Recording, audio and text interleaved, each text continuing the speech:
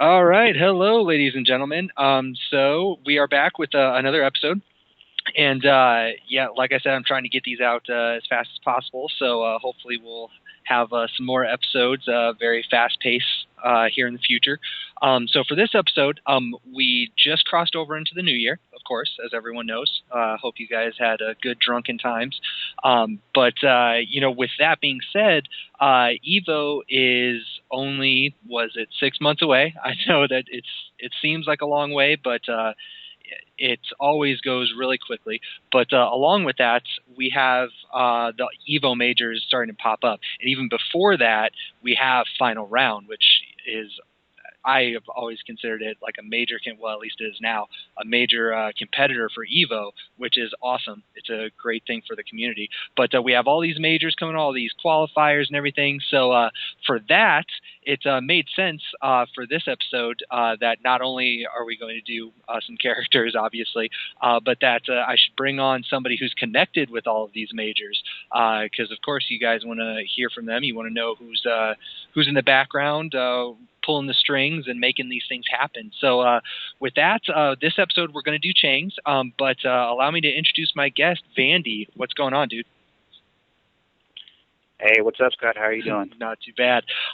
So like I said, we're about to hit this major stretch of all these majors, and not just the Evo qualifiers, but Final Round is coming up, and in all of the tournaments associated with that. So before we begin, first I'd like just a little bit of an introduction, if you don't mind, like tell everybody how you got to Tekken, where you started, all of that good stuff, and then since KIT is right around the corner, literally just a few weeks away here, kind of give us a breakdown of all that. Sure, I'll do that. But before I get to that, I do want to say, Scott, I do really appreciate all these podcasts you're doing. I'm a big fan, and I really appreciate all the work you're doing for the community, especially not just that, but being a tournament organizer yourself. I know how much work goes into that, so I do really appreciate what you're doing. Yeah, of anybody who knows how much of a pain in the ass that is, I'm sure you know. But I do appreciate that. Thank you. Yeah, but as far as my personal history with Tekken, so I am going to be talking about the Changs in this podcast. For those of you who have been around for probably a long time, you might know my name. I'm not a top tournament player myself, but I have been a Julia player for a very long time. For those of you who don't know me, which is probably a lot of you since I kind of dropped off at the end of Tekken 6 from the tournament scene, I've been around for a long time. I'm actually 31 myself. I started Tekken in Tekken Tag 1 about 10 years ago while I was in college. That's actually how I got my current screen name. Andy comes from the school I went to, Vanderbilt, which is here in Nashville, Tennessee. And at that time, we were playing Tekken Tag 1, like I said. And we had a dedicated group of friends. And it wasn't long before I wanted to reach out and get involved with the outside tournament scene just to kind of see how good we all were, our little local scene there. And that was around the end of the Tekken Tag 1 era, the beginning of the Tekken 4 era. So Tekken 4 was when I really started getting into the tournament scene. And I think at that time I really became known as, a Julia player, just my main character. Nice. So I guess like the easiest question to go from there is like what made you pick the Changs? Like what about them kind of connected? Well, I guess I should backtrack a little bit. Julia, I'm known for being a Julia player at this point, but Julia actually was not my first love in Tekken. My first love was Lei Wulong, and I was a big Jackie Chan fan, so like the whole super cop persona really drew me to him. And my tournament team in Tekken Tag 1 was actually Lei and Julia. But going into Tekken 4, I don't know if how familiar you are with Tekken history, but Lei was really bad in Tekken 4, while Julia was okay, but at that point I pretty much just stuck with Julia.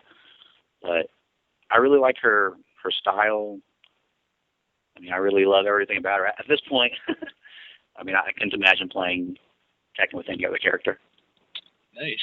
That's so that's interesting. I take it you never you didn't play a whole lot of 6.0. I know a lot of we didn't have it here in the States, so a lot of people probably didn't. But because I heard I actually did. Oh, I actually did. We had an arcade machine here in Nashville. I don't know if you're familiar with Dream TR. He's more of a Street Fighter guy, but yeah, I know of. He has an arcade. Yeah. Yeah, he has an arcade here in Nashville. He actually got Tekken 6.0, so I was familiar with 6.0. Julia in that game was very incomplete. She didn't even have a bound move that she would do in combos. Like her best combo was bound free. So yeah. Well, the reason I ask is because from what I hear in the grapevine, I never played 6.0 myself, but I heard that Lei was the best character in the game. So I didn't know if maybe you switched, went back to him a little bit or not. But after Tekken 4, I really I messed around with Lei a little bit in Tekken 5, but in 5.0 he was also pretty bad, as it turns out. Although Julia was actually as well, but by that time I had completely moved on, and they changed him so much from what I knew from Tekken Tag 1 that playing Lei is like a full-time job. So at this point in my life, it's just too much. So gotcha.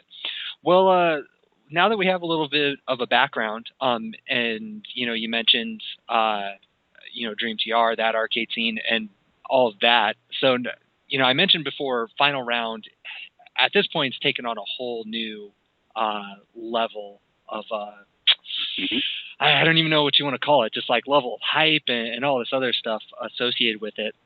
And I think that even if you didn't before, that it's pretty hard to not consider it a legitimate contender to EVO as biggest, most hypest tournament in the country, and arguably the world, depending on how you want to see it. So with that, if it's go ahead.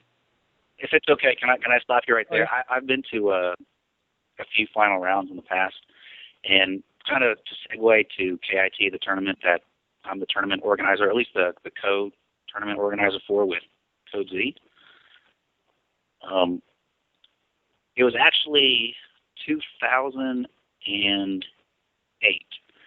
the final round that I went to then. For those of you who are following the scene, our website is kitrevival.com. The reason for the word revival in that, it was because KIT was sort of a dead tournament series. It was actually me going to a final round and just seeing the hype, just the absolute craziness of final round that made me want to bring it back. And in 2008, we brought back KIT for the first time, had a great tournament. At that time, it was Dark Resurrection. And then had another tournament in 2010 for Tekken 6. And that was just an amazing tournament itself. And from then on, KIT sort of became this precursor to Final Round. And you're definitely right. Around the South, Final Round is known as the EVO of the South. Mm-hmm. Definitely a tournament that you want to get out to. So with that, I don't want to spend too much time on Final Round, but obviously I want to talk more about KIT, your tournament. But I did want to ask, in addition to whatever else you want to tell us about KIT, Larry Shinblanca, he announced the whole Midwest circuit thing, and it's NEC, you guys, and then Final Round, of course. Now, from in my head, it sounded like a pretty simple, straightforward thing. NEC leads to KIT, which then leads to Final Round, although they're all connected.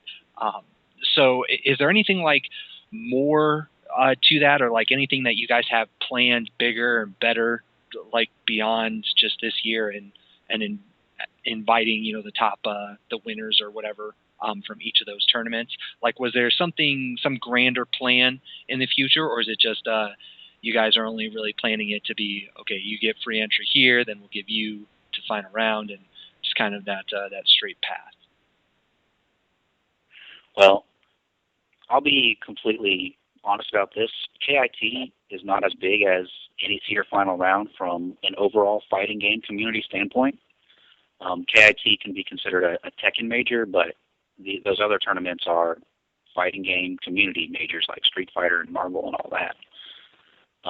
I do know Larry and Eric, and it's sort of tradition the past few years to sort of give free entry to the previous winner of the previous tournament. As far as I know, they're doing a thing where they're doing free travel and free trip to Eagle or something like that for NEC final round and East Coast Throwdown.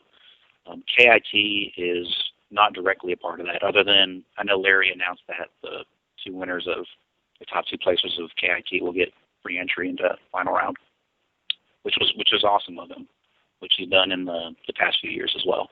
Ah, gotcha. Okay, I guess I misunderstood KIT's role in that. I mean, obviously, I figured it was more of a Tekken tournament, just because Kumite. Well, never mind. Sorry, Kumite in Tennessee. For some reason, I was thinking it was the T was Tekken. I don't know why. There's another tournament out there where I know that there's a Tekken in the abbreviation, but anyway. So I thought that you guys were like a bigger part of that, or were like a part of that circuit, because he announced it and it sounded like it was some sort of like the foundations for something bigger that they have plans in the future. So I didn't know if you were privy to any of that that information from those guys. Well, no. If they're having conference calls, I'm not. Okay, gotcha. Well, I guess that's all the questions that I have specifically, for KIT and for you as far as that topic is concerned. So before we start to talk about the Changs, was there anything else that you wanted to let people know or announce about KIT? Yeah, just the date and the location. If you're not checking the tournament threat forums on Zaibatsu, it's January 26th. It's in Murfreesboro, Tennessee, which is very close to Nashville. It's about 20 minutes from downtown Nashville. So just think about it as Nashville. And there's going to be a lot of top players there. In fact, we just released a hype trailer. If you're connected to our Facebook page or even Course Tekken page, we posted it there. So just take a look. Posted some of the top players coming. So definitely would like to see everybody who can make it show up. Nice. Yeah, and I myself, I have every intention on going. I just have yet to purchase my my plane ticket out there, but I don't see any reason why I won't be able to do that. So I should be in attendance for that as well. And then we talked about this a little before we started the recording, but the Korean player in Indiana, he actually came out to MOK, my tournament, and kind of smoked everybody. But right. He's there's been a lot of hype around him. He hasn't traveled too much. I can't remember exactly why he's in the States. I think it's for school, but he doesn't make it out to the coast or anything. I'm not sure what his plans are for Evo, if he's going to go out there. But a lot of people have talked about him because he's one of the Kudan's students. And for those who follow Tekken lore at all, you know how good Kudan's is. I think a lot of people consider him the best Mishima in the world. So, and Youngjae takes off after that, and he's going to be there as well. So if you want to get some of that hype competition, he's a really awesome guy too. I mean, he's cool with getting games in with whoever. He's not a big-headed guy or anything like that who won't talk to you. So yeah, if you can make it out, I mean, it's definitely going to be worth it. And outside of him, obviously, there's going to be a lot of other competition as well. I think Lil Majin's going to make it out too, right? I think he's Oh, absolutely. Yeah, as far as Youngjae goes, I do know he's leaving back to Korea in early February. So this is basically your last chance to play him in the U.S. for a while if you want to come out. Yeah, there you go. So excellent. I'm hyped for it. And obviously it's the road to final round and Evo and all these other crazy hype majors that we're going to be getting here in the next few months. So just the beginning of the road. So definitely hit out KIT and get to all of the tournaments you can. So with that, let's talk some Tekken. So we're going to talk some Chang. Absolutely. And just because the two characters are so related, I figure it's probably easiest to do both Jaycee and Michelle. in this episode. So for me personally, I'll be honest. I know that you said you loved these characters. I hate them. I have hated Changs since the day I started playing Tekken, and I don't know what it is about them, but they are my kryptonite. Like, just historically speaking, I have never had so much problems with a character than I do with these two, and I felt fortunate once they went back to the 1v1 style with Tekken 4 that I only had to deal with one of them, but now you got to deal with two once again. So with that, for me personally, I still, like I said, they're my kryptonite. I don't really know why, but I think it has a lot to do with the fact that they're counter hit heavy characters. You know, they got the immortal while standing 4, the magic 4. That's just ridiculously awesome. And then I don't know, me, I just like to get hit by counter hits. I guess that's just my thing. But I guess we'll start the conversation. And you can, jump back and forth between either character, whatever you want to do. Sure. But I guess Jaycee, she's it's obviously Julia, but I'm curious, like, have you noticed any major changes other than the costume, or does it feel like Julia that just got a few new moves? There's definitely she's definitely a lot different. She still got the core Julia moves. If you compare her to Tekken 6 Julia, well, a better comparison to Tekken 6 Julia would be Michelle, who is much more like Tekken 6 Julia with a few Michelle moves, and then they just basically nerfed or buffed a few different moves here and there. But Julia is completely revamped. She's pretty different from Michelle. When you talk about different clone characters in Tag 2, like, say, Roger and Alex or the Capos or something like that, Julia and Michelle are definitely, they're still the same style, but definitely much different than those. Gotcha. And by the way, what you're saying about hating the Changs, I mean, I feel you on that. I definitely hate playing against them as well. Like, seriously. They need to go ahead and nerf those girls right now. Yeah, and I know that, they're not nearly as powerful as they were in, like, Tag 1, where it was just elbow and shotgun juggles all day. So they're not. Well, they still have that. They do, yeah, but it's not nearly as broken as I like to think it was in Tag 1. But they're still obviously very powerful. And with the shotgun and elbows, great wall carry team. But let's kind of start off with strengths and weaknesses. So I guess first, probably the easiest thing to do is compare and contrast the two with each other. Now, you say that Michelle is more of T6 Julia than Jaycee is. So what are the major differences between them? I mean, obviously they have a lot of the same moves, the same core foundation, but what are the major differences between them? First difference is their throws are all different, and the Oki that you get off of them is different. In general, Michelle has a little bit better throw Oki than Julia does, but they both have very good throw Oki. It's just Julia's old Nat Axes. Jaycee doesn't have that anymore. Instead, she has a move called Deja Vu, and she does some kind of wrestling move where she rolls around and ends up really far away from the character. So that's one big difference is Michelle has the old Nat Axes, Julia doesn't. As far as that, their core gameplay is the same. You're still going to see a lot of elbow, shotgun.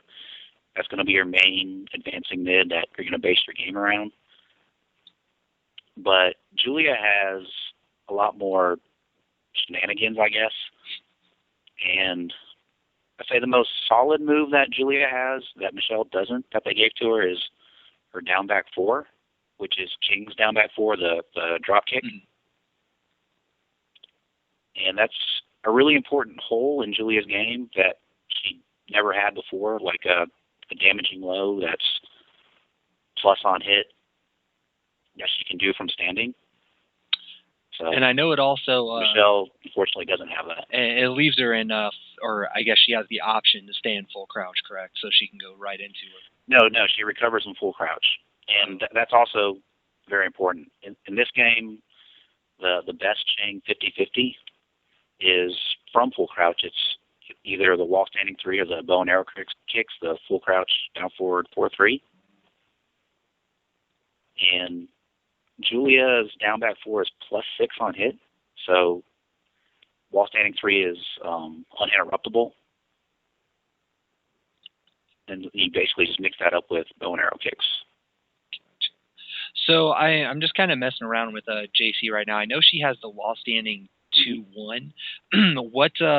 What makes you do wall standing 3 as opposed to wall standing 2-1? Well, the wall standing 2 series was completely nerfed from Tekken 6 to Tekken Tag 2 for Jaycee and Michelle. It's the same. In Tekken 6, wall standing 2-1 would give a full crumple stun where you get a big combo off of. Mm-hmm. Now it just knocks down. And she also had wall standing 2-2 where you held the second 2. And then she would do this big lunging elbow downward. And that was +5, I think, on block in Tekken 6. Whereas now it's neutral, so she doesn't really get much advantage there. So to me, there's really no point in doing wall standing 2 at all in Tekken Tag 2. But wall standing 3, to me, is up there with elbow and shotgun as her most important move. Like, it's 15 frames, safe on block, tracks both ways. You really want to get into full crouch with Julia and Michelle to attempt that wall standing 3. And another reason that wall standing 3 is so good in this game is the threat of bow and arrow kicks. Now, bow and arrow kicks is full crouch down forward 4-3. It's completely unsafe on block. You get a launcher easily. But if it hits, you cannot tech roll, and Julia gets a guaranteed down 3 or down back 3. And it sets up this ridiculous Oki game in her favor if bow and arrow kick hits. If you try to get up down forward 3 or elbow or shotgun, will float them, and you get a full combo. And if you just lay there, she has like some beefy new ground hits that you really don't want to just take over and over. So just the threat of that and the fact that wall standing 3 is safe. Oh, by the way, after wall standing 3, you get a free 4-4-2 for any aspiring Julias out there. If wall standing 3 hits, free 4-4-2, does great damage, very safe. And the 4-4-2, just in case, like let's say you were to mess it up or something, that's safe as well, right? No, it's not. It's -10. Oh, it's -10. Although it's one of those moves in Tekken that looks like it's safe, like it has block stun and pushback. So a lot of times people aren't going to punish that with jabs, but it's actually -10. Gotcha. So even if you stay in crouch, it still won't go under the jabs. You're stuck there. No. Gotcha. The move actually recovers crouching if you go past that 10 frames. Gotcha. Interesting. And yeah, also it's minus on hit. I think it's -6 on hit. Its use is really just that beefy ground hit. Gotcha. Yeah, it's interesting that it has that block stun, because I remember when Antonio was on the podcast, he was talking about that a little bit with Devil Jin's 3+4, which is brand new to this game.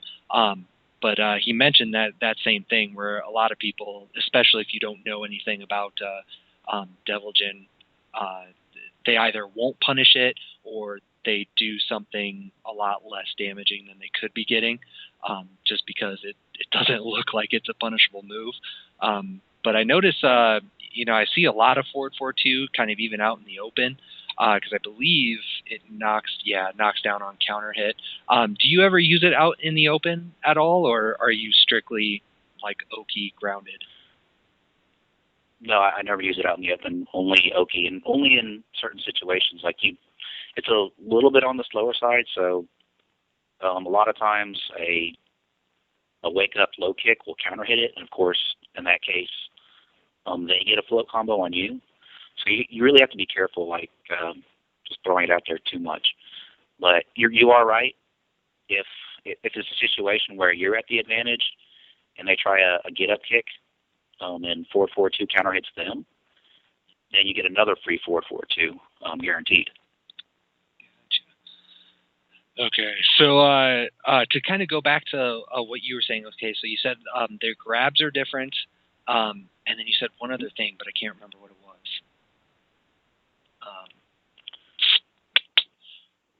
Help me out here. Well, what was it? You said. Well, I'll help you. I mean, basically, Julia has all the new king moves, and Michelle does not. So another key move that Julia has that Michelle doesn't is forward 2+3, which is King's elbow charge. And when I say King's move, they're not exactly like King's, but just to give you that visual, they look pretty much the same. That move is where she lunges forward with her shoulder, and it's safe on block. Is it is it like King's in the sense that like the frame advantage or disadvantage, however you want to see it, it varies like when you hit that move or when? No, it doesn't. It doesn't. It's never unsafe like King's. Okay. Yeah. So is it looks like hers tech crouches, and I believe it does. Is there yes, also a high crouch. Yes.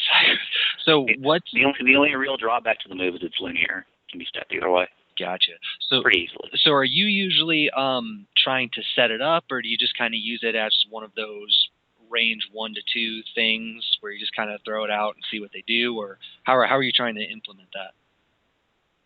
Yeah, like you said, not really trying to set it up, just range 1 to 2 type things. It does go under highs if they throw something out. Also, if it counter hits, like you go under high and you get a counter hit, you get a free bow and arrow kick. Whereas if it's the non-counter hit version, knocks too far away. Nice. So you get the full string of bow and arrow, or just the first one? Yes, both.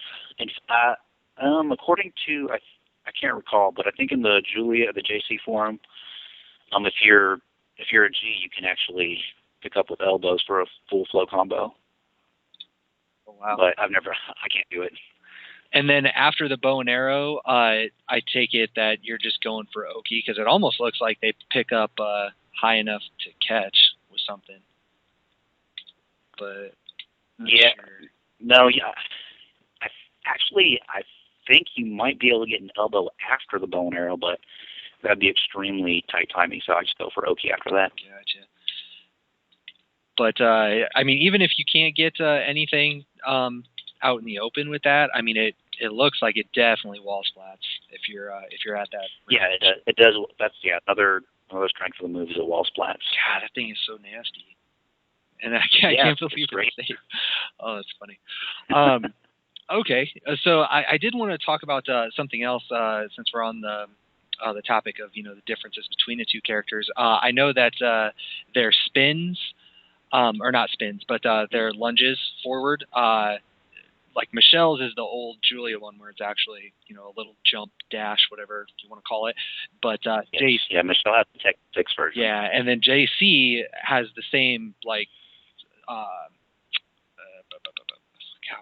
she has the same notation, but the animation is completely different, and the moves out of it are completely different. Yeah, so stance, that's the word I was looking for. So she has the same kind of stance, but it's actually a roll instead of the jump forward. So obviously they have a completely different move set out of that. What are the really uses for both characters? Because I don't see a lot of people using them very often. Like the only time, if I can remember what it is, the lunging punch, 4-3-1. That's like the only time I ever really see Michelle's use it. But I noticed that Jaycee's, maybe they're just trying to be gimmicky and whatnot. But I noticed them using a lot more and using like 4-3-3, and I know she has, I think she has a grab out of it. I'm not sure what the notations are, but is it more of a gimmicky thing with her, or does she actually have legitimate uses for it? I mean, you can consider it gimmicks. I mean, Oki in general is a lot of gimmicks, right? Mm-hmm. Yeah. But as far as first of all, forward 3-1 with Michelle. I really wouldn't consider that part of that series since it doesn't really show the lunge. It's just a fast punch forward, long range punisher. And in fact, Julia has forward 3-1 if she's paired with somebody who's Chinese martial arts. So if you're using Chang's, Julia actually has the move, just done by down forward 3-1 instead of forward 3-1, like the shotgun notation. Oh wow! And Julia's is 1 frame slower, 20 compared to Michelle's 19. But that move's a really good long range punisher. As far as the forward 3 series of each themselves, personally, I think Michelle's is more solid, while Julia's is more gimmicky. I really liked Michelle's low kick out of it. It does a little bit of damage, but it gives a lot of frame advantage. So it's a good time to attempt a throw, or either just go into shotgun or elbow or something. As far as Julia's, she has since Jaycee's changed so much, if you're in a tournament, a lot of people might not know all the new stuff with Jaycee. So she has a 1+2 throw out of hers that almost nobody breaks right now, unless you're just really familiar with the character. So that's sort of a shenanigan, gimmicky thing. But her forward 3-3 is actually pretty solid. It hits grounded, and it's good in certain Oki situations as something that'll give you a combo. And then her forward 3-1, not the old forward 3-1, but forward 3-1. That's actually a pretty good move too. It'll track both ways, but it's high. The real problem with Jaycee's forward 3, she doesn't have a low out of it, so there's really no reason to block low as long as you know to break the 1+2. She does recover in full crouch, which is a very good place for Julia to be in Tekken Tag 2. So you can set up that bow and arrow kick while standing 3 mix-up that I talked about earlier. But there is some delay between that and her going to full crouch, so it's really not that great of a way to get into full crouch, but some people use it for that. Personally, I don't use forward 3 that much with Jaycee. Gotcha. But it sounds like with Michelle, at least you can kind of use it a little bit because of, well, I wouldn't say because of, but for a big reason, because she actually has the low out of it. Right. So another reason is it's much easier to go into mad axes out of, like you do an empty lunge like just forward 3 with Michelle. And that catches people by surprise a lot. Gotcha. And we all know how awesome Mad Axes is. Ridiculous throw. So it is great. It's actually that's one thing I probably should talk about. That's not really her best throw anymore, and if you can avoid doing that throw, you should actually do Shining Wizard instead. I don't know what it's called for them, but it's King and Armor King's running 2+4 throw. Mm-hmm. They gave that to Julia and Michelle in this game. And better Oki than Mad Axes, and harder to break. Interesting. The only problem is it's much harder to do from range 1 or 0 than Mad Axes, of course. So even despite the little bit of extra damage that you get with the Mad Axes, it's still better to go for the Shining Wizard? Absolutely, in my opinion.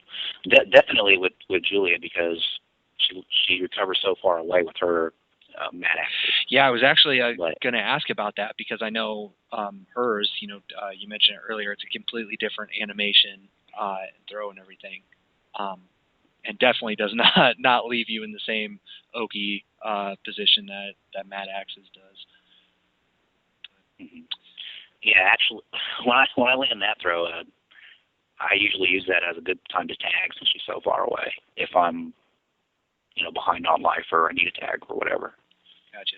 So you don't find any advantages to like the way that you can buffer Mad Axes? Because I know that you can, in a sense, you can still buffer the Shining Wizard, but I know there's a lot more tricks with Mad Axes, like doing it after shotgun and all this other stuff. Oh, yeah, you're definitely right about that. I mean, like I said, at range 0, it's much easier to do mad axes. And there's, some setups that Julie players have been doing for the last 10 years that aren't going away, like shotgun on hit, mad axes elbow, mad axes. Actually, Michelle's 4-3-4, that where you get that big advantage off that low. A lot of people won't break mad axes after that. If you hit with 1-1-4, which typically isn't a good mix-up, but if you do hit with that, a lot of frame advantage there. Really easy to throw out of mad axes. A single hop kick, just the up forward 4, not up forward 4-3 on hit is +5, and people just are not expecting you to do a single hop kick, and if that hits, very few people break mad axes.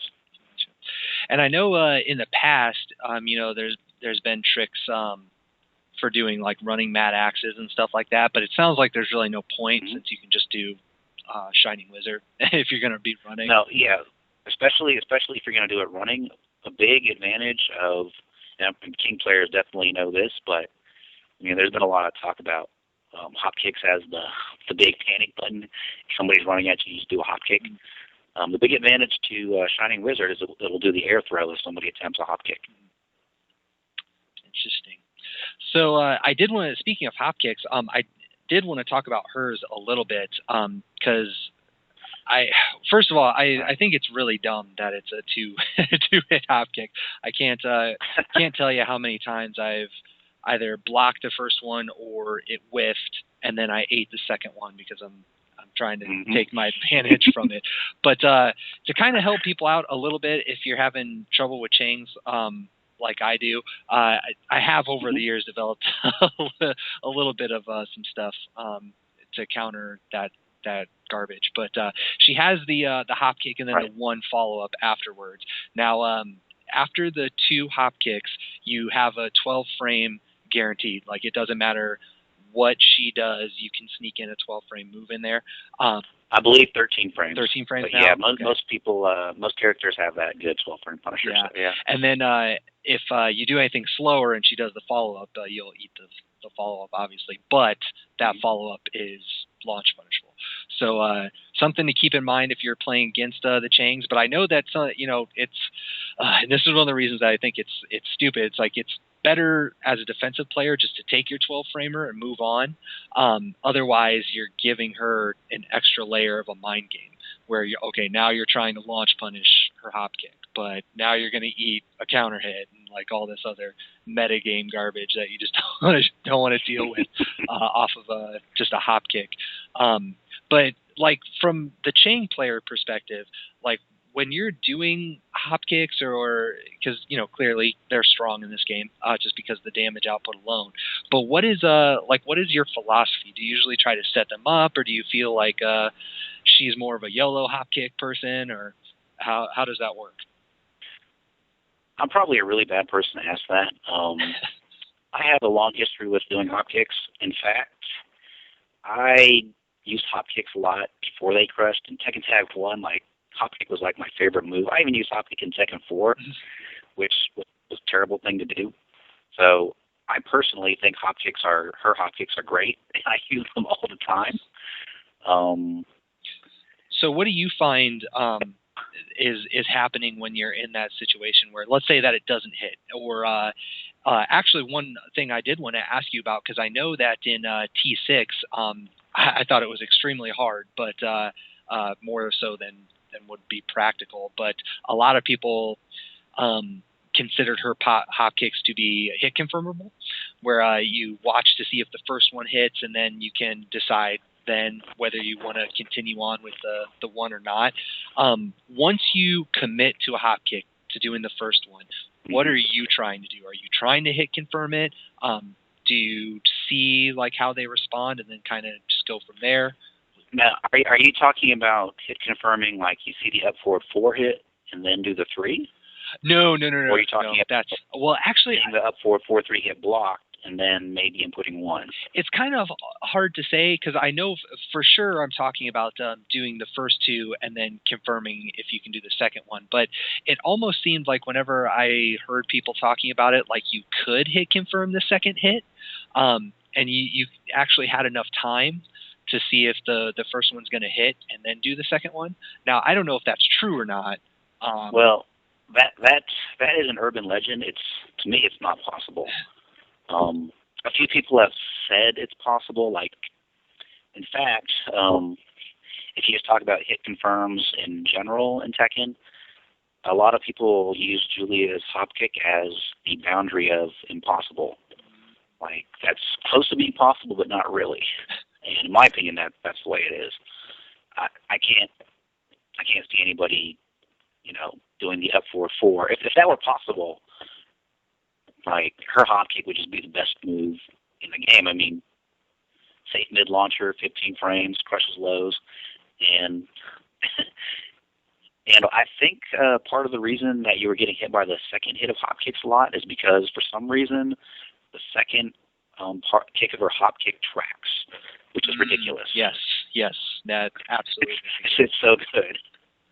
Yes, no, and you're absolutely right. I do have that problem with that, but there's other characters where it's the exact opposite. Like if you take a look at Elisa, if she continues with hers, that's how you get around it. You step it and then you launch her once it whiffs. But not with either of the Changs, unfortunately. But no, definitely the best thing to do is to take your 12 frame Punisher, unless somebody's just throwing out hop kicks all the time and never doing the one. Definitely take your launch or hop kick her back or something. I know some characters 12 frame Punisher also doubles as a counter hit launcher.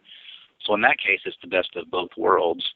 If she stops and doesn't do the one, then you get your 12 frame Punisher. If she continues, then you get your counter hit launch.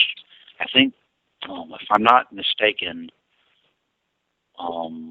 martial law and forest law, if they do their 4-3, which is the legit 12 frame Punisher anyway, if she does the one, they get the full combo. Gotcha. Yeah, I think I'd have to confirm that. I believe most characters with a Magic 4, I think that they would be able to do that, or somebody with a counter hit 12, as you mentioned. I wouldn't, if I were, just me, if I were a character with a Magic 4 who didn't have like what the laws have, I wouldn't do that because you probably have a 12 frame Punisher that does more than 4. And if you just hit 4 by itself, you're suddenly at frame disadvantage, and I would not want to give frame advantage back to the Chang player. Gotcha. Yeah, the only exception I can think of to that rule is probably Steve, just because his back one goes into all sorts of shenanigans. Okay, so with the hop kicks, I guess that's really all I have with the hop kicks, because I just think that they're kind of silly, the whole 3-string garbage for a hop kick. But like in general, like you said that you like to use hop kicks a lot. Now for most Julias, what I tend to see, and I guess this actually goes for both Changs, but it's a lot of elbow and shotgun stuff to get in, and I know Jaycee has the shoulder now as an alternative, but like it's usually doing a lot of that, and then maybe a down back 3 to set up your full crouch game. Although I don't think her down back 3 actually gives range. No, down back 3 to set up her full crouch game. Julia has a few ways of doing that. Down back 3 is actually disadvantage on hit. It's very fast and pretty damaging low, but it's launch punishable, and 2, it's disadvantage on hit, so that's not a very good way. The way that I like to do it is, if I'm Jaycee, I'll use down back 4 as my main way. Also, back 3, like Julia's liquid sweep. Yeah. That's also, it's not quite as advantage on hit, but it leaves her full crouch and add advantage. So that's another very good way to do it, either Julia or Michelle. And Of course, if you are able to land just like a crouch jab on hit, that's another just easy way. And also with Michelle, there's a move that Michelle has that Julia doesn't. Not a lot of players use it, but I love it. It's a Michelle sidestep 2. It recovers on crouching and is plus on hit and safe on block. And like I said, there's I would say the most solid way to play Julia and Michelle is to always lead with shotgun or elbow and just see how they react and base your game around that. But if you have to get that damage, you really want to go into a full crouch game, because that's the only true way to make them guess, other than mastering the range on her 4-2-1, which we actually haven't talked about yet. Oh, does 4-2-1? Well, I mean, I guess you kind of opened the door into that one. Now, when you say 4-2-1, just to make sure, you're talking about 4 slide 2 and then 1, right? Yes, okay. 4 tilde 2. 1 is the low high with the mid ender, where if the high misses, the whole thing's guaranteed. Yeah. War drum, I believe it's called. I hate that move so much. War drum, yes, because I believe, and correct me if I'm wrong, but even if because if you're close enough range and it hits, both the low and the high will hit. But if it's counter hit, it still guarantees the 1, correct? If the high hits, if it's counter hit, guaranteed no matter what, no matter where it hits, the high or the low. But if it's not counter hit and both the low and the high hit, like you're too close, then the mid is blockable and it's launch punchable. Because I know. So go ahead. Yeah. So for optimal Julia play, like at the highest level, you have to be a master of that range. The best player that I've seen is Kevin, the online player. By the way, for anybody listening to this podcast, sorry, I'm not Kevin. I know he has a big fan club, but for playing Julia at the highest level, you have to be a master of that move. You have to have setup on setup of how to get into that move, because it's very damaging and it's not seeable, and it's hit confirmable. Like a real hit confirm. And I believe it also tracks, correct? I don't know if it tracks 100%, but I think it has tracking both ways, right? I'm not sure on that. Because I know, like you mentioned, mastering that range. I know, at least for those trying to pick up these characters, you definitely do want to work on getting that range and figuring that out. But she has a lot of setups where the range is kind of already taken care of for you, and you just do it after the setup, and then mix it up with, whatever mid you want to. But yeah, I know taking for, and maybe it's just the actual setups themselves that are making it seem like it's tracking, but I don't know. I always seem to get caught out of sidestep with that move, but I know you can step it. That's why I don't think it's like 100%. It's not like a homing move or anything. Yeah, I'm certain it's not 100% tracking.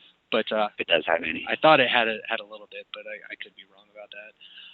But yeah, I definitely talk about more about that move, because I think at least at certain ranges, maybe it's just with the wall, but it's a setup into itself.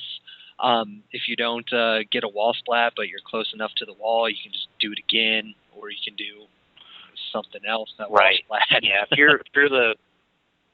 you're a Julia player, definitely at the wall, it's crucial to know that range, because if she gets it at the wall, it's just devastating. It does, the full combo with the wall splat. So a lot of times you'll have to back up, and if you're somebody experienced against playing against that 4-2-1, if you see the Julia player back up like that for kind of no reason, it's probably coming. Now, what is your go-to mid mix-up off of that? Like, let's say that you're both standing, so it's not an Oki situation or anything like that, but you're both standing and you're in that perfect range. What what mid do you usually throw out? At that range, the mid moves that will hit are forward, forward 3. It's not technically a launcher anymore, but she gets a guaranteed hit after it. That's in Tekken 6 it was, in Tekken 5 and Tekken 6 it was a launcher, but still good. She also can do back 1+2. The problem with those two moves is they're punishable. They're not launch punishable, but at least -13. Yeah. She can also do down 1+2, like her double fist punch. But if you want to just be safe, just do elbow or shotgun. That's Julia's answer to most situations. If you can't think of what to do, do elbow or shotgun. Yeah, I think for me, I usually eat back 1+2 whenever I'm trying to guess war drum, and that it takes a lot of damage. You get a pretty beefy juggle off of that, and even more so if there's a wall involved. But so after, let's say that you manage to hit the war drum. Now, I mentioned this just a moment ago. I'm not sure if it's in all situations if it sets up for itself, because I don't know if it pushes too far away or if you can just kind of dash up and do it again. That's range. No, there's really nothing guaranteed, or it just depends on what your opponent does. If they side roll, get straight up, or back roll, or something like that. Although you do recover face toward, face down. I don't know the exact lingo for that, but so it's a pretty bad situation for the opponent. So they're probably either going to roll backward or get straight up. So now, can you pick up? Yeah, I would. If they get straight up, does it allow for that? Not from that. Not from that. It's I think too much recovery for Julia after that move. Interesting. It looks like it does give you sort of that good range for like a running mix-up, and I know for her especially, something that we haven't discussed yet, but her running 1 is retarded. I hate that move so much because it just seems to just beat out everything that you could possibly want to do. I just checked it. She can definitely pick up back rollers after a 4-2-1. Sorry about that. Oh no, that's okay. We're all about fact checking here, so that's right. We're fact checkers. Absolutely. But yeah, her running 1, extremely good. I don't use it quite as much now that she has Shining Wizard. A lot of times I'll go for that instead. But extremely good move, especially if you can master the instant version, just doing the forward 1 from any range. But it's +7 on hit. Really, its only drawback is it's high, which is a pretty big drawback. If they duck it, you're going to get launched. Well, it's interesting that you say that because one thing that I hate this move just because it's so fast. Even if you do instant running, you do the forward as soon as you possibly can. It's 15 frames. However, it's 12 frames from when you hit the 1. So like even if you're doing a little bit, but like I've had so many situations where I've tried to either crush it or duck it or whatever, and it just comes out way before, like way sooner than you would expect. I definitely know what you're talking about. It's really hard to counter hit that move. Like Julia will almost always beat you. Yeah, and it's just it's crazy. Not to mention it has a lot. Like she goes forward a lot farther than you would think. I don't know. She takes like a step forward, so it has a lot more range. Plus it's a running move, obviously, so that adds to how far. Yeah, but speaking of just for people thinking about picking up Julia, doing that instant while running 1 instant Shining Wizard is an advanced move. It's not necessarily required to play like at an intermediate level. I might want to to pick her up at even a beginner level. There's a barrier of entry. A lot of people have trouble with doing the shotgun notation. and it's crucial to playing her. I mean, it's easy to do it once, but you literally have to be able to do it all the time, anytime. It's not quite as hard as doing electrics, but the penalty for messing it up is pretty big. I'm glad you bring that up, because I remember, back in the day, and this, even at my peak in Tekken, there was no way that I could do this. But the shotgun juggles in Tekken Tag 1, you could literally just do shotgun after shotgun after shotgun. Now, does it still allow you to do that? Do you have enough time to just keep doing shotguns back to back to back in juggles, or do you have to disperse them? No, you don't. But you don't need to do that anymore. You just do now she has the shotgun spin, which sort of became her staple in Tekken 6. So that's what you need to do. You have to do after the shotgun input 3 or 4, and she'll do the spin, and then you have to be able to do that repeatedly. Gotcha. Because I know, at least in the first tag, elbow does X amount of damage, and then I want to say shotgun did 6 more. So, but obviously, okay. You're talking like really elite combos in Tekken Tag 1. Now you're going old school with it. Yeah. Oh yeah, absolutely. But I didn't know if because you said the shotgun and the spin. That's usually what I see when people do it now. But I didn't know if it was still possible, but just nobody was taking the time to try to do that. Because it was, in Tekken Tag 1, at least I know that it was worth it. Because you had your intermediate players who would just do elbows after elbow after elbow, which you can still do. You can still do that in Tag 2 now. But it was really in Tekken Tag 1. It was really Michelle who did the shotgun combos, and there's only one person I ever even saw do that with even a shred of consistency, and that was Bodhi. I think he's from Italy. Hey, yeah, dude, I remember him. He was awesome. Oh, you can't forget about Slips, man. Slips, and then what the hell is his name? Slips, his cousin. I can't remember that guy's name, but he was really. Oh yeah, Shin. Yeah, I didn't see a lot of him early on, but toward the end he was doing them too. Yeah, yeah, but yeah, that takes Slips didn't use Michelle though. He only used Julia. Yeah, no, you're right. So there weren't quite as many shotguns in his combos. No. But anyway, that's exactly. Yeah, that's super old school. But I didn't are there any instances where when you're talking about shotguns, it kind of sounds like you're just talking about doing them out in the open, like just being able to turn on a dime and being able to kind of interrupt whatever they're trying to do. Is it, other than doing the shotgun spin, is it really super necessary or super difficult when you're working with juggles? It's not necessarily that it's difficult, but the difficulty comes in you have to do it all the time consistently, and even experienced Chang players I see will mess up down forward 1 very frequently, like either doing a down 1 or a down forward 1. And especially if you make the mistake in a combo, you lose the rest of the combo. And if you do it out in the open, down or a shotgun is an advancing mid, so you're probably doing it from a little bit far away, and if you mess it up, you just whiff down the open, and a good player is going to launch you for that. Now, speaking of shotguns, just because it's kind of part of their purpose, at least in juggles. Now, her wall carry, I wanted to ask a little bit about this because I know that it's good, just because all of her moves seem to advance her.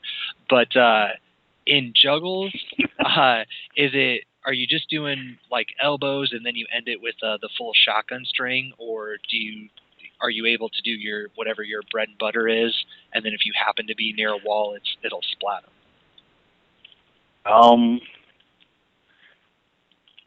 Basically, her juggles come down to how many shotgun spins can I fit in to this combo before I have to bound.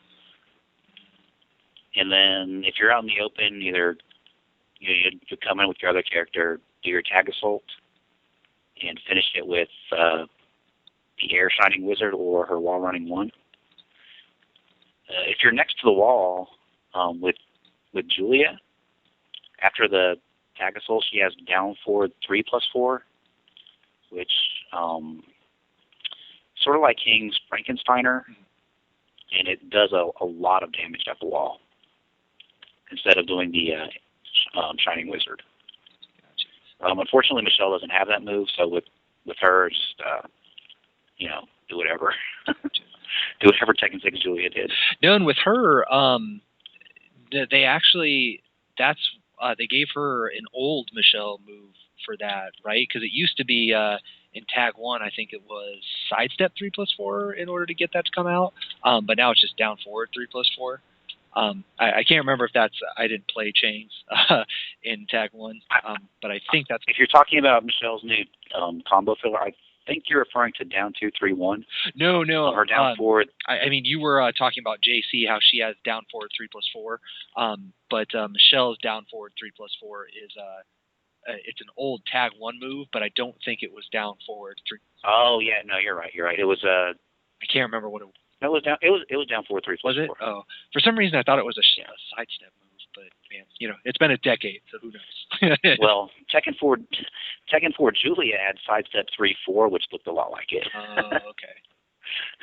See, I can go through Tekken history with Julia. Gotcha. Nice. So yeah, I take it. Just out of curiosity, since I kind of brought it up, I take it that her down forward 3+4 Michelle's that's not really worth it. No, it's terrible. There's no reason to ever use it. Just want to make sure. It looked kind of bad, but I was like, it's a launcher, so maybe it's not. No, it high crushes, but it's super punishable. If you want a high crush with the Chang's, quarter circle forward 2 is the way to go. God, that move is so simple. It's not a perfect high crush. It doesn't high crush at the beginning of its animation, but it's really fast and safe. And it only doesn't crush for the first couple frames. Well, it's also, she has her hop kick as well, but done at its fastest, I believe it's 15 frames, but it's a really good whiff punisher if they're not doing something that leaves them really low, because it comes out quick, man. That thing is so... Yeah. I've eaten that counter hit quite a few times. Yeah.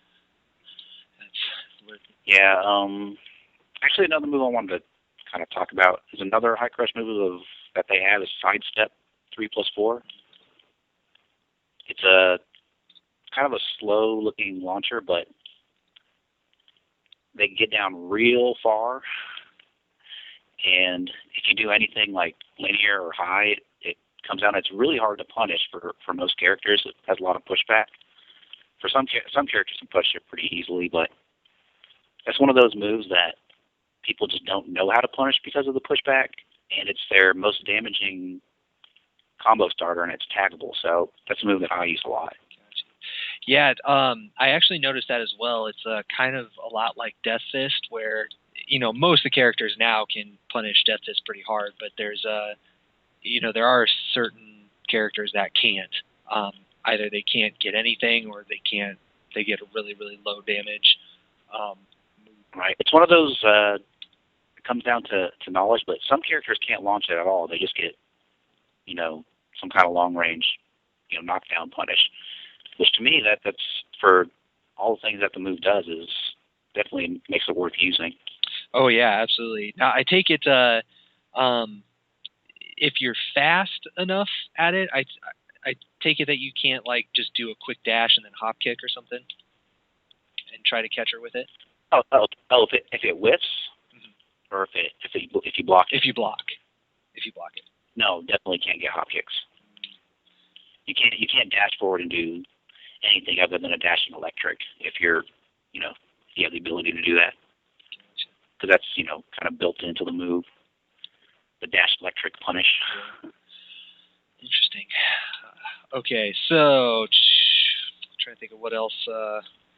I did want to talk a little bit because we were mentioning earlier, or at least I brought it up about War Drum and how I thought it tracked a little bit. Just in general, her tracking doesn't seem. It seems to be pretty good.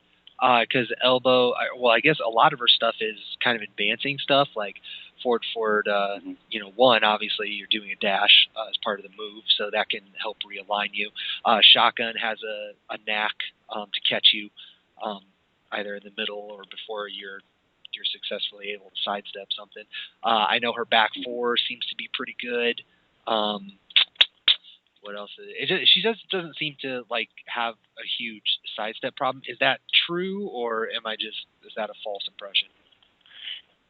She does have a sidestep problem. It's not as bad as it used to be. Historically, Chang's their weakness has been tracking.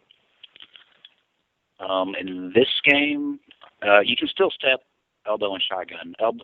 Elbow is easier to step than shotgun, but you can make elbow a little bit harder to track by holding the last forward, to where you're basically doing the elbow at the last possible second and holding forward. But you can step elbow either way if she doesn't do that, and shotgun as well, although shotgun is a little bit harder to track. I mean, harder to step, I should say. But she also has wall standing 3 now, which I mentioned earlier, to me is one of her core staple moves now, and that tracks. And she also has back 3, her low move, that tracks as well. It's pretty slow. I very rarely use back 4 to track. It's high and slow, although it does give a free forward 4-2 on hit. But, and like I think I mentioned earlier, the second hit of her hop kick tracks while running 1 has pretty good tracking. So it's still a bit of a problem, but, you know, if you're smart about it and you just don't throw stuff out wildly, it's not as hard to get around. Although, I'd say definitely the hardest opponent to fight against is one who's just a really good turtler and is able to break Shining Wizard pretty consistently, and somebody who sidesteps a lot. I was going to ask about wall standing 3. Now, do you find yourself doing that, like, I don't know, just running up in instant wall standing 3, like, or are you actually trying to set it up more rather than just throwing it out? I'm doing both. Both. Okay. Doing both. Like, especially after knockdowns, if you're talking about the run up and just do it. Mm-hmm. Especially after knockdowns where I'm pretty certain they're just going to get up because they either fear forward 4-2 or they fear an elbow pickup if they back roll. Interesting. I mean, in Tekken, it's pretty risky just to run up and duck in somebody's face. Yeah. But with Julie and Michelle, it can be worth it. Yeah, especially with how hop kick happy people are now. I can imagine that's pretty dangerous. Yes, yeah. But yeah, that's the other thing. If you do a bow and arrow kick a lot, people are going to hop kick it a lot. That's where you should really be doing wall standing 3 a lot more than you're doing bow and arrow kicks. Now, I think there was something you mentioned earlier, or at least I think you mentioned it. Did about forward 2-1, or maybe it was. Mm-hmm. Is that a move that you throw into your game a lot? Because I thought you mentioned that. Maybe I'm mistaken. Forward 2-1 with Michelle. Did I hear you right, or maybe forward 2-1? I only use. She has a forward 2-1-2. Mm-hmm. That move is useless, other than Tag Assault filler, which I actually do use that as my main Tag Assault filler. Forward 2-1-2. A lot of people use down 2-3-1. I just find more consistent and easier to do forward 2-1-2, and it only does, I think, 2 less points of damage. But as far as a move out in the open, has really no use. All right. Another topic that I wanted to discuss real quick. Her punishing, because I still been wanting to bring that up. Yeah, because if I remember correctly, that was a pretty big weakness of hers, because she didn't really have, like, her jabs are kind of shitty. And then she kind of just has 4 up until 14, I think. Yeah. I think that's it, right? Because at 14 you get forward 4-3, but now forward 4-3 doesn't yield you a launch anymore. So I mean, it's still pretty good for a pushback Punisher. But Punishment in general, they really buffed her up in Tag 2 compared to Tekken 6, or really any other Tekken. She's always been really good at 15 and 16, where she has those really, really good launchers. But now, at 12 frames, her 2 back, which is where she jabs you then rolls to the back of you, this is for Julia and Michelle, the follow-up is now guaranteed. And with Julia, 2 back, 2+3, which is a butt bump into the back. Yes. It's all guaranteed, and it does, I think, 37 damage altogether, guaranteed. And it puts you in a really good Oki situation. So it's guaranteed damage plus Oki that's really in her favor. And Michelle has 2 back, 1+2. Her Oki's not as good as Julia's, but still decent. So now at 12 frames, they have a really good Punisher. Yeah, I actually. I would even argue maybe the best 12 frame Punisher in the game, considering the Oki or at least Julia. Yeah, and that's a lot of damage at 12 frames. Man, yeah, it's fun. I'm glad you mentioned that because I wasn't sure if that was guaranteed or not. Like, it looked like something that you should be able to get out of. Like, oh, hey, I've seen her. It's completely guaranteed in Tag 2. In previous Tekkens, it was just a guessing game. The guessing game, may or may not have been good depending on which Tekken you're talking about. But now it's all just guaranteed. Man, that's crazy. Yeah, because that's really good. Yeah, but anyway, at 10 frames she has 1-2 jabs. At 12 frames she has the 2 back with the guaranteed follow up, and basically she uses that until 15, which is hop kicks. And her hop kick combo is pretty good damage. I wouldn't say as good as the best combo characters in the good enough. And then at 16, she has down forward 2-1, which is taggable. So you're doing red life at that point. Gotcha. Now with just real quick for while standing punishment, I believe it's just while standing for up until launch, right? 15. Yeah. So her while standing 4 is 11 frames, and her while standing 4 is actually really good because it gives a knockdown. And her Oki is pretty darn good after while standing 4. If you know what you're doing. Yeah, I believe that's one of those war drum. It's a war drum setup where if they can. Oh, absolutely. That's probably the easiest war drum setup. Yeah. Like if you're starting with that war drum spacing, while standing 4 is probably the best place to start if you're a new Julia player. Yeah. It's just a very small step back after tech roll. Yeah. But after that, you basically use that until 15 frame, which at that point she has hop kicks. Same as her standing 15 frames. At 16 frames, she has wall standing 1, which that combo is going to do less than hop kicks, but you get to tag off of it, so it's kind of a, what's your preference, either or, maybe what stage of the match you're in. What Punisher you're going to do at 16 frames. And like super punishable lows, she can do up forward neutral 4, the delayed hop kick, and that does a little even more damage, but most of the time I just do a hop kick in that case, or a while standing 1, because I don't want to mess it up. Gotcha. Yeah, I know some people are really clutch. As soon as they see a big stun low, they instantly small hop into the hop kick. I'm really bad at doing that for some reason. Well, for some characters, they get way more damage that way. Like they don't have a launcher.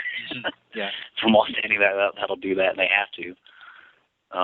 With Chang, you might get 6 or 7 more points of damage, which it's something. But for consistency, probably just get that launch. Yeah. Well, any way you can. When you mentioned the while standing 1, that's actually something that, for whatever reason, I love to eat out in the open. Because, when people just doing instant full crouch bow and arrow, or just not even instant, but just running up in full crouch mix up, that move sucks. Getting hit by. Yeah, I mean, if you want to commit to a high mid, or not a high mid, a low mid mix up from full crouch, wall standing 1 will launch, but in my opinion, just always go for wall standing 3 because it's safe and it has a guaranteed follow up anyway. So you're getting pretty decent damage. Wall standing 1 is I think 13 frame punishable. I mean, you're not getting launched, but still. That is one thing. Kind of risky. At least for those who are playing against Chang's, like she does seem to have a lot of punishable stuff. That's one of them. Hop kick obviously is punishable. It's just the punishment kind of varies depending on your scenario. If you, I notice that some people like to finish the shot. Okay. As far as punishing Julia, the most important move to punish that she's going to use a lot is bow and arrow kicks. If you're not punishing that, you are way behind the game, considering how good her follow-up. You absolutely have to launch that move. Like you said, hop kicks, get your 12 frame. If you're feeling good that she's not going to throw out the 1 ender, then go ahead and do your 15 frame launcher. But definitely those two moves will be the most important to punish. Well, I bring it up because it's one of those things where if you're going to beat Chains, you can't let them get away with that shit. And like War Drum, for instance, both hits of those are launch punishable. So if you do end up guessing it right, you have to punish that. I mean, you can't let her get away with it. Well, with War Drum, it's much easier to punish the full string because you're probably not going to punish it in the middle for fear of getting counter hit by the last part. If she just does the full string. You're talking about 4-2-1, right? Yeah. Yep. Yeah, I never call it War Drum. Sorry. But yeah, definitely and considering that she has to be at the perfect range, that's a move that you're probably going to block the last mid, even if the low hits quite a bit if she messed it up. Yeah. Well, and that's one thing. I think it changes, doesn't it? Like if you block the first part, the low, and then you block the second part, it's launch punishable or hop kick punishable. No, it's always launch punishable if you block the last one. I thought for some reason if the low hit, it changed the punishment on the second one, and that it was only. It might change the frames, but it's still launch punishable either way. Oh, okay, gotcha. It's weird. For some reason, I thought it's I don't know why, but. Oh yeah, another move that you have to launch punish or just otherwise get around is the shotgun or just any kind of spin into her low sweep, like say shotgun spin for 1+2. It's her basically her sweeping move out of spin. It's launch punishable. Now, is there any good way to counteract spin? Because I know that if she doesn't do the sweep, yes, absolutely. It's a lot of people have trouble with it, but there's definitely easy ways around it. Now, if you have it's different on block and hit. So on block, if you have a quick mid like a down forward 1, like every character will have some kind of mid. It'll beat all of her options. Like the best move that I know of that gets around everything is Xiao Yu's down forward 1 because it also high crushes. And that will just, if you see shotgun spin, just do it, basically. It'll beat everything, every time. Now, one thing I will say about the shotgun spin, for some reason, they changed how low she goes on her low sweep. So it'll actually go under mids in this game. So you do have to study the move. You can't just throw out any mid. Interesting. But that's actually, as far as people having trouble with Julia, for some reason a lot of people freeze up against shotgun spin and just let her keep doing whatever she wants. And that's just really something you got to go into practice mode and see what your character can do. Like a fast mid is your best answer, at least on block. On hit, she she's at advantage. So, or at least if she continues the string. Gotcha. So if it does hit, at that point you pretty much have to guess what she's going to do. Okay, gotcha. So if it does hit, there's nothing you can do. You can't beat that out. Mm-hmm. Interesting. But yeah. Yeah, I definitely don't mind talking about how to beat the Changs at all. I want to make the Chang players more solid. Yeah. Give high on solid is not gimmicks. Well, for the most part, and this is why I have trouble with her, is because like a lot of it, like obviously there's block punishment that you need to be doing. Launching off of a bow and arrow, 4-2-1. Being, launching that if you happen to block it, stuff like that. But there's also other little stuff that that's a little bit more difficult, but you need to make her respect your abilities to defend it. Otherwise, she's just going to, kind of run over you. The spin, shotgun spin is one of those.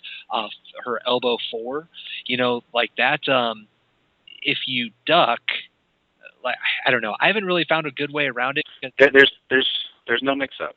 It's always high. Yeah, it's always high, but you can stop. Like you don't have to do it, and then any advantage that you had from blocking the elbow is now gone because you ducked.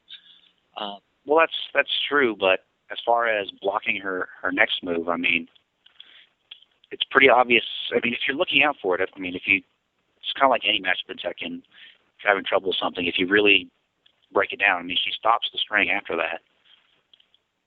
Yeah. Well, the trouble that I have with it is that I'm looking for it, and then I duck it if it comes out. But if she just stops, what is elbow? It's I want to say it's negative. It's only -2. Yeah, it's only -2 on block.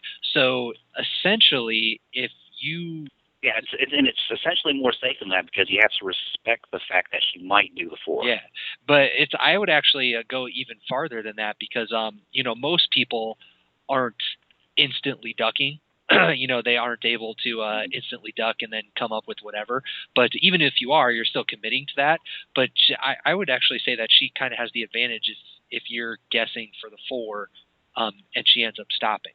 Because like if you just duck and then you come back up, she actually has the advantage because the 2 frames that you had are gone. Yeah, if you do duck. But, I mean, remember, if you just stay blocking and she does the 4, there's no disadvantage to that other than you missed a chance to while standing punish her. I mean, you didn't get hit by anything, and now you're at advantage if you blocked 4 forward 1 4. So I guess what's this -8 or 7? I actually didn't know that. For some reason, I thought it was a lot less than that. Maybe. I mean, it does push back a lot. I mean, you're essentially at neutral because of the pushback, but. Oh, gotcha. Interesting. But like. But I mean, a lot of say the people I have trouble the most with will flash duck every time. Interesting. But I guess like just to go along to kind of move on to other moves, but like while running 1, we mentioned that a little bit. If you aren't able to duck that, she'll just eat you up, just because it gives her +7, and then she gets massive, or not massive damage, but she gets good damage if it hits, as well as Oki. So I just that's the other ridiculous thing about wall running 1 is she gets 60+ points of damage when it hits, which is not quite a full combo, but it's pretty close. Well, let's see.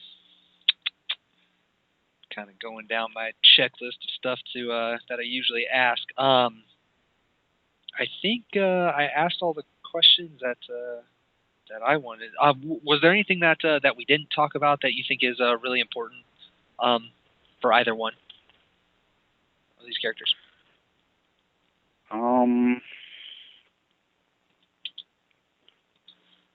Because I guess Jaycee is probably the one who's less that I'm less familiar with, so I don't know if there's anything like maybe new that we did. Does she have combo grabs?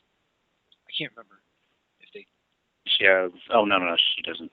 She doesn't have chain throws. I didn't know if they maybe gave her that kind of help with the king transition. I mean, to me, her throw game is extremely important, though. I mean, she gets good Oki off her throws. She has good throws at 1, 2, and 3. Yeah, because I can't. I'm not 1, 2, and 3. 1, 2, and 1 plus 2, I should say. All right. Well, yeah, I get that's a. I mean, I'll kind of throw it over to you. Was there anything that we missed, or anything you think people should know, whether they're picking them up or playing against them? I do think as far as picking them up, they're definitely one of the harder characters to pick up and master. They're not the hardest for sure. I mean, machinists have that on lock pretty much, but definitely doing her down forward 1, mastering the instant wall running stuff. Although that's easier in Tekken Tag 2 than Tekken 6 for some reason. And one thing we didn't talk about was down forward 1, like her that just quick mid. Mm-hmm. That's the mid you want to do if you suspect crouch. It's safe, and it guarantees another move after it, 14 frames or less. Just on normal hit? If it hit, no, it has to hit a croucher, not just gotcha. normal. Gotcha. So you can get like a forward 4-3. That'd be the hardest thing to get, and that'd be the hardest thing to master. But if you can't do that, you can get forward 1-4, which is pretty good damage. And 2 back is actually guaranteed, but it doesn't hit some characters consistently. But as far as your mid-mix-up, if you absolutely think they're going to duck, that's the move you should be doing because it gives the most damage, and it's safe. Now, do you usually do the elbow, or do you actually try to get the 4-4-3? I don't try for 4-4-3, especially not in Tag 2 because the reward is not as high. And in Tekken 6, you got a full combo after 4-4-3. And 4-4-1-4 actually has better Oki than 4-4-3 anyway. Like, just straight off, it does, I think, 15 less damage than the 4-4-3 combo you would be doing. Mm-hmm. So I go for 4-4-1-4 just because it's a lot easier, and it's not that big of punishment for not doing the 4-4-3. Interesting. Now that kind of looks like it's kind of hard. Well, I wouldn't say hard. It looks like it's almost impossible to hit confirm that. So are you usually just No, you can hit confirm that. Can you? Oh, okay. Yeah, absolutely. Yeah, the recovery frame on down forward 1 on a croucher, it doesn't start until like after the move is completely finished. So you can see it has a special hit animation for down forward 1, and then basically you see it and do the move. That's definitely hit confirmable. Now I take it that no matter who she hits, like at the wall, since there's no pushback or anything with that, does the 2 back still whiff? I mean, I can't imagine you'd want to do the 2 back just because you're taking yourself out of the wall. But does it always hit as long as you're close enough, or are there just certain characters that no matter what, it'll whiff?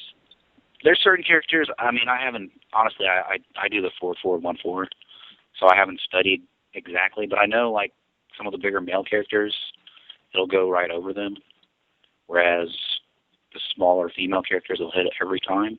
As far as everybody in between them, I'd have to do a study on that, or ask somebody on the forums. Gotcha. Since I don't particularly use 2 back after that myself. Well, all right, so we got that. Well, I guess if there's really not much else to talk about for as far as specifics, one thing I did want to ask, kind of in general, like it seems like they're still really, really good. Like they're still high damage. A good while standing mix up is always something to have. It's always something that's good. Grab Oki. Just pick up Oki in general. If you're never able to get off the ground. Oh yeah, absolutely. People are afraid of moving against Julia while they're on the ground, and Michelle too, because elbow and shotgun pick up so well. So a lot of times they're just going to lay there, and basically they gave her a godsend in Tekken 6 by giving her 4-4-2 to actually make people pay for just laying there. So in this game, well, first of all, do you think that they've gotten better since T6, or do you think she was better in T6? That's hard to say. To me, she's better. Or at least Jaycee is better. There's actually a debate. I think it just comes down to play style. Like, there's actually a debate on who's better between Julia and Michelle. Personally, I think Julia's better because of all the new stuff she has that Michelle doesn't. Although there is some stuff that Michelle has that is better than Julia's. But as far as better than Tekken 6, I'll say this: if there's difference between Jaycee, Michelle, and then Tekken 6 Julia, it's pretty small. I mean, she still has the same core moves that she's going to do, and she got some nerfs from Tekken 6, but she also got some buffs. I mean, the biggest ones are her 12-frame Punisher and Shining Wizard. I mean, that almost makes up for everything to me. Yeah, and I would actually say just because of all the hop kicks that are getting thrown out in Tag 2, having a really good 12-frame Punisher is probably pretty important. On the list. Yeah, actually, both of those moves are anti-hop kick. One to punish it and one to throw it out of the air. Yeah. Interesting.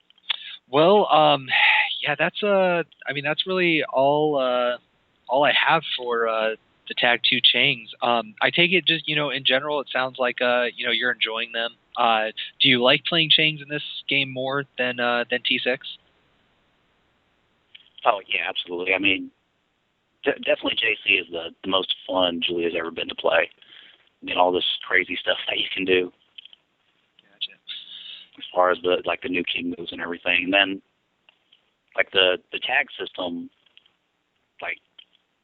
I just really enjoy. Yeah, it sounds like... I guess for me personally, Tag 1 was my favorite game, definitely. But Tag 2, I think, has surpassed that. I mean, I love this game. Yeah, and it seems like the tag system really helps out with both of them for what they're trying to do. So I can see that as being a plus for sure. Although, I mean, to be fair, the tag system helps out everybody. But it is. Okay, well, that's it. That's all I got for the Changs. So unless you have something else to add for these characters, we kind of wrap up the conversation. For at the end of the podcast, I always like to do the little rant. Have my guests just kind of go off about something. So it is that time. I'm going to make you get on your soapbox for a moment, and like I normally say, it doesn't have to be tech related, doesn't even have to be gaming related. It can be, somebody pissed you off at the grocery store. I don't care. So, so I'm going to give you the mic and just let you go off on something. All right. Well, I definitely have some rants, and they are Tekken related. First, I did listen to the podcast that he did with Slips a while ago, and his rant was, before all that political crap he went into or whatever, he talked about how boring Tekken had become, the community and everything. There was no hype. And I definitely agree with that. I mean, one problem is this whole Facebook thing. Zaibatsu is a wasteland now. Nobody fucking posts there anymore. And Facebook is not a Tekken site. I don't want to go to some individual random Facebook group. I mean, I know Course Tekken is probably the biggest one, but there's so many other ones. There's got to be a central place to talk about Tekken, right? I don't want to have to go to Facebook to do it. I mean, I only do it because I have to, right? The other one, I did listen to your last podcast with Kane, and I definitely agree with him too. All these complainers in the game, it's just rampant. It just, Tekken Tag 2 is the best game ever to me, and just to listen to these people complain about this and that, I mean, just practice, learn what to do. Hop kicks are not the be-all, end-all move in the game. I mean, come on, guys. As far as, my own personal rant,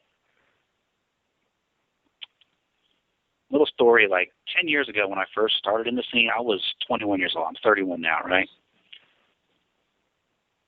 I went to all these tournaments. Everybody that I saw was my age, like, so say 20 to 22. And now I go to these tournaments, and lo and behold, everybody is still my age. I'm like, where are all the damn young players? Where are the 18 to 25-year-olds now? I'm like, why does Tekken not appeal to these younger players? I mean, it really bothers me. I think it's like, I mean, I'm a grumpy old man, so I can only blame it on today's spoiled youth. Like, back when I was playing Tekken Tag 1, to me that's just as hard a game to learn, if not harder, than Tekken Tag 2. And back then, there was no YouTube, there was no level up your game, there was no TagCast. There was nothing to make it just easy mode to learn the game. And now there is, and people still think the game is too hard. Like, I just don't get it, man. So that's my rant on today's lazy youth. Yeah, gotcha. No, all the new younger players are all fucking playing Street Fighter. But I do think that a lot of that is exactly what you say. It has to do with kids being lazy, like with Street Fighter. And I can't say that it's not a self-inflicted wound by Tekken, because in a sense it is. I actually think that the training mode and everything that you have now in Tekken Tag 2 is the best it's ever been in Tekken. But I mean, if you look at Street Fighter, just like the how was the best way to put it? Like the whole training modes and stuff that they have, and the little challenges and stuff, like it gets you acclimated to the game a lot better and a lot faster than you can in Tekken. And one thing that I've always said about Street Fighter players, like the younger ones that are just getting into the game, it's a lot easier in Tekken to get beat down and feel like you're getting overwhelmed and like you don't know enough to compete with the person that you're playing against. Whereas in Street Fighter, I think that a lot of noobs, when they play it, it doesn't feel to them like they're getting beat down. You know, it doesn't feel like they're getting completely dominated, like mentally. Oh, you're definitely right. I mean, Street Fighter has that thing where people will think they're good when they're actually terrible, whereas Tekken, if you never bother to learn the system, I mean, you're just going to get destroyed. Yeah. I mean, you're not going to be able to get off the ground. Yeah. No, exactly. And I think especially like mentally, like there's so much. Street Fighter is and always has been like one of those games where there's a lot of depth to it. There's a lot of thinking involved, especially at the higher levels, the players up there at the top echelon. But like, it doesn't, when a player like that plays a noob, like the noob is like, oh man, I could have taken him, just give me 5 more sets, I can get him. You know, like they have that mentality. They don't understand what's going on because it's not as prevalent, it's not as obvious. But in Tekken, yeah, I mean, just like you say, you can't get up off the ground, you're getting wall splat. I mean, there's just peas all over the place. You know, like it's a lot more harsh in Tekken than it is. But I think, again, like I think they're understanding that, and they're putting more emphasis on the challenge, or not necessarily the challenges, but like the training mode, stuff like that. So I think they're helping their cause. They're figuring it out a little bit. But from what I hear through the grapevine, Tag 2 sales-wise didn't do quite as well as they would have hoped. So we'll see what happens in the future. Yeah, I hear that. I mean, to be honest, like when Tag 2 first came out, I mean, considering I thought it was like the best game ever. When I saw the first few tournaments and the numbers they pulled, I was really disappointed with the community. Like MLG to only have 50 to 60 players for a brand new game. That was just pathetic to me. Especially when I saw Mortal Kombat got like twice that number. I mean, a 2.5-year-old game is gonna double the amount of participants that Tag 2 has. That was very disheartening. No, I completely understand that. Yeah, it would be nice for people to go out a little bit more. I'm hoping that with Ace having won NEC, that it might bump up numbers a little bit, like more of the online people might come out. And I think that helps a lot too. Maybe. I think this is the first game really. NEC actually kind of restored my faith in the community, because not only did, I mean, yeah, Ace won and all, but from what I understand, there were 132 people who entered the tournament, which I think has been by far the biggest Tekken tournament so far. Yeah, you're absolutely right. It did have a lot more people than it had in the first couple months of it being out. But I just hope, like, like, just because the online is so good. I mean, you saw, Soul Calibur has kind of died, but Calibur had a great online play, and there were a lot of Soul Calibur 4 online players.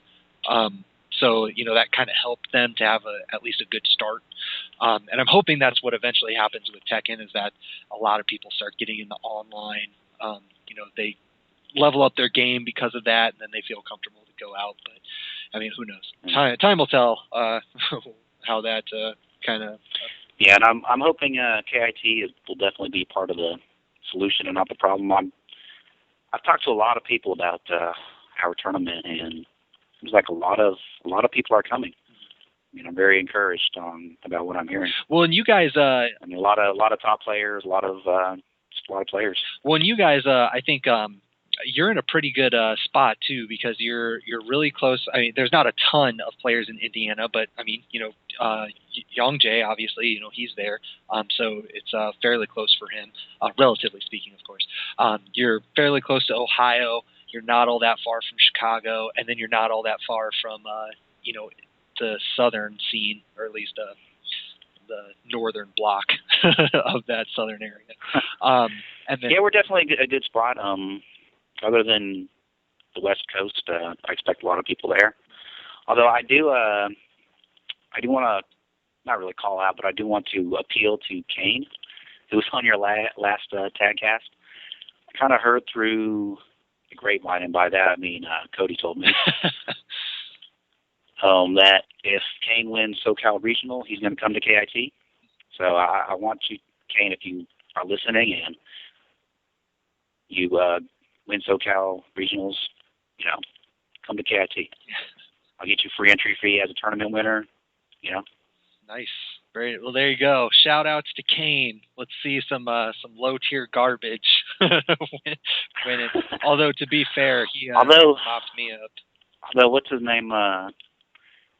Incognito, man. That guy's been dominating all those tournaments they're having out there. Yeah. I don't know if Kane's going to be able to pull it out. I've been looking at that and watching those streams. Yeah, it'll be interesting. I'm really, really excited for the really, really big tournaments like Final Round and Evo, because you have there's quite a few new players. I mean, even though we're not pulling the numbers that you mentioned that we probably should have for a brand new game, still, I mean, I don't want to say Incognito's new, but at least I haven't really heard of him like winning tournaments or dominating prior to this. Oh no, I mean it's hard to really follow the West Coast scene, where we are. I mean, you're kind of Midwest, I'm kind of South, but he's been good for a long time. I mean, not just this Tekken. Has he? But he hasn't I tend to follow pretty much every scene. But he hasn't consistently won, right? I don't think he's won any big tournaments, but he's definitely placed. I know. I mean, I definitely did. He definitely has a reputation of being really good. I mean, now if he wants to come out to KIT, I'd love that too. Anybody, West Coast guys, just get the hell out here. But I mean, Ace, and I know there's a few other online players out there, so it'll be interesting to see what kind of splash they make at the world events where everybody's showing up. Yeah. But well, that's all I got for you. So I do like that rant. That seems to be like. Oh, one thing I do want to confirm. You didn't bring it up, but I do have a daughter named Julia. Oh yes, I forgot about that. I wanted you to mention that, the commitment.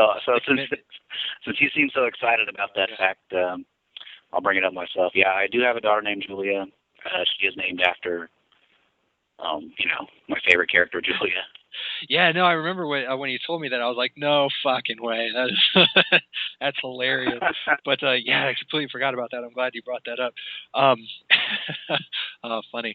Well, with that, I do like to give my guests, the final word. So, in addition to that, if you have anything else that you want to throw out there, or any, shout outs that you haven't already gotten to, or or just really anything that you want to chat about before we call it an end. Well, I do want to shout out to all my fellow Tennessee players, especially here in Middle Tennessee. That would be Code Z, Beely, John, Demo, and the Memphis guys, Lil Majin, fucking Fly Mike, Shinblade, Bishop, Mick, and then of course the East Tennessee guys, Knoxville, Geo, Trong, Jamie. So shout outs to Cody, one of my students. He's not in Tennessee anymore, but he'll be at KIT. And other than all the Tennessee players, I do want to shout out to all my fellow Julia players out there, especially the ones who have really stuck with her throughout the years. She's been pretty low tier in different games, but definitely want to shout out The Realist, Shinkuar, Derek Legend, who else was there? I guess Bronson, Devil Jim, Kosh, and all you guys that have been, Antonio. I know he used Julia a lot in Tekken 6. Definitely keep repping her. And then all people I've never met online. Definitely want to shout out to Cootie Huarong for being the biggest Julia fangirl of all time. All the Julia contributors, Iron Lobster, Say It, my old Julia heroes, Bodhi and Leok. Dafel, another complete Julia fanboy, like myself. Oh, and then got a shout out to Kevin too. That's hot. The Ultimo troll. He's like the king of all trolls, right? Yeah, of all the places. Do you know who he is, like in real life? I actually don't, and it's funny that you ask that because he is one of those. Like everyone knows he's like into politics. He does something in DC, right? Well, he actually has not ever gone out to a tournament, and he says that he's not going to, at least not for a while, because he has to kind of keep his incognito thing. I guess I don't. Wait, what makes you think he's from DC? Because he said he works he works in DC, so I don't know. I guess he could live in Virginia or something. But like if he, I have this crazy theory about Kevin. Now we got some conspiracy. It's really crazy, and I'll be able to confirm it at KIT. Okay, but what's that? My crazy theory about Kevin is that he's actually like a super troll account, like Masterpiece Conspiracy from Slips. I think it's Slips in disguise, and I'll ask him at KIT. Wow, that would be kind of crazy, because like Slips is not known for having I don't know, post etiquette, whereas Kevin's posts are pretty well written, and I don't know, like like based just on like everything that I've seen from his account and everything, I think he is a real person that lives out.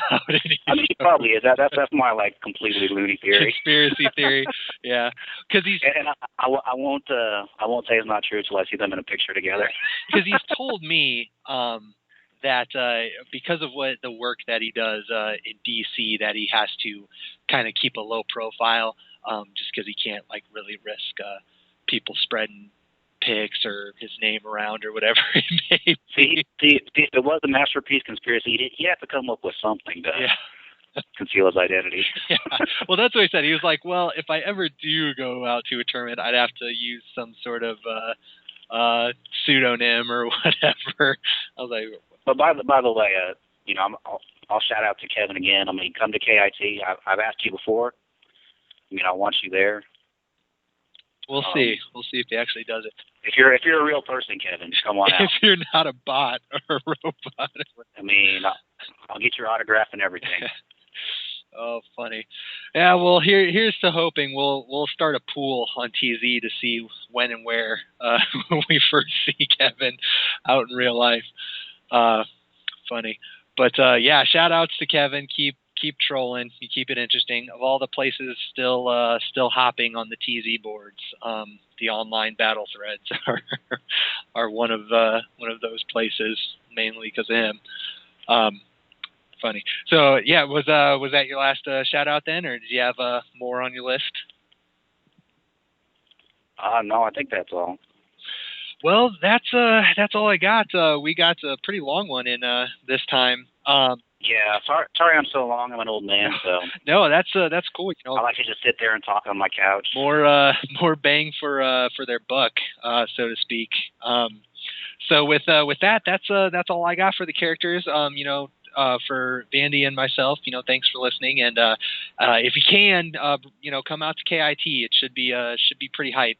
I'm hoping. And I actually know that there's for the first time in a long time, when I go out, there's going to be quite a few people that I've never met but know on the board. So we'll see. That should be good times with that. But other than that, that's all I got, kids. Again, to kind of make up for the month that we had off, without any episodes, I'll keep trying to pump these out as fast as I can. And then once KIT comes around, I'm actually going to go on vacation. So we'll see if we can get a few in before then to kind of occupy you guys. And again, I know with the last podcast with Kane that I mentioned, if you have anybody that you can think of that would make for a good guest on any of the characters that we haven't done already, feel free to keep throwing those out. I have noted the couple of names that people threw out last time, so you're not going unnoticed even if I don't respond to you. So keep those coming. But that's it. That's all I got. So thanks a lot for listening, and we will catch you guys next time. Later.